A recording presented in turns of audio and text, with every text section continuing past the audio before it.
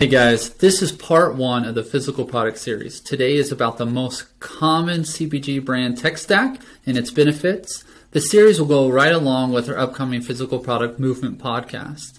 First, the state of the consumer packaged good industry, particularly in the e-commerce space, is evolving, right? COVID's thrown a twist and there's way more being sold online right now. Obviously, Shopify, Amazon, Etsy, Walmart have also changed the game of how to get your product out there and get it sold and get it fulfilled. What we want to talk about first is the barriers of entry, right? Before, just 15, 20, 30 years ago, I know for a fact, because I launched a product company in 2006, it was a lot harder to spin up a website just to sell your product. It was a lot harder to build a community through social. It was a lot harder to source from overseas and find manufacturers. Today, you can do a Kickstarter, get funded. You can do a Shopify site in a couple of days and add all your products. You can spin up Amazon product. And then you can find co-packers, co-manufacturers, and then source from Alibaba from overseas.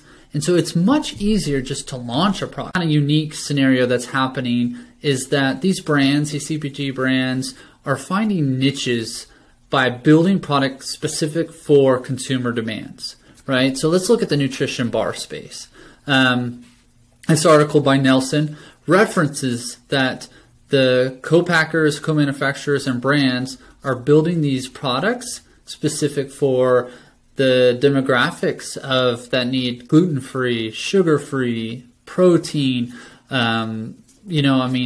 keto. There's just a lot of niches, and brands are doing a really good job of selling their products to these niches. And then once they get a really good following and get some growth, they're going up market and selling to a much bigger audience by providing more product and more SKUs. It's a really cool dynamic industry, right? The supply chain, fulfillment. Are you charging for shipping, or are you giving free based on how much they spend, right? The margins that come into play. With COVID, so many things were back ordered and just late, right? And so companies were suffering because they couldn't even produce their product and get it in the hands of their 3PL to sell. So we want to talk about the tech stack. Like the SMBs, like the small to medium-sized CPG brands, what their tech stack looks like, what it takes to actually kind of manage the whole process. So first, we're going to talk about Shopify, right? Shopify, I believe, did like 780 million last quarter. They are just growing crazy every quarter, every month. And the cool thing is they just keep building great software. They're adding value all the time. They're not just sitting on their platform like so many enterprise softwares have done in the past. They have the payment processing feature. They have a network. They're integrated with so many great apps. And you can spin up a trial account and pay little money to get that easy first website going. And just add your SKUs, plug into their payment processing or Stripe. And then right from there, you would plug into maybe ShipStation to do your fulfillment, to do your shipping rates that's owned by stamps.com, and print out your labels, right? So you can do that in-house and fulfill yourself, or just hand off your account to a 3PL fulfillment center. And then you have QuickBooks Online. Great software. Lots of features. We're going to track all your accounting in there. And you can do it again in-house or just hand it off to an accountant, and that will charge you monthly to keep everything dialed in. And the beautiful thing about these is they all have APIs to integrate with, right? It's just good software, and that's the future of the e-commerce, the CPG brand. So what's the next steps, right? For a CPG brand that's growing, that has that tech stack, is new channels, right? Selling wholesale, selling to mom and pop shops, selling to big box stores, or even to marketplaces online that will let you drop ship, and then go international, right? And once this complexity comes into it, then you may need more than spreadsheets to manage your overall supply chain, right? You're going to need another piece. It's interesting to see what people choose, right? A lot of people use those spreadsheets until they're doing millions and millions, and it's just gotten too complicated, and then they jump to an ERP system, and nobody in their in their company really knows how to use an ERP system, because they've lived in Shopify and Amazon and ShipStation and QuickBooks, which are much easier to use and built for SMBs, right? And so ERP systems, you have to have dedicated people just to manage them.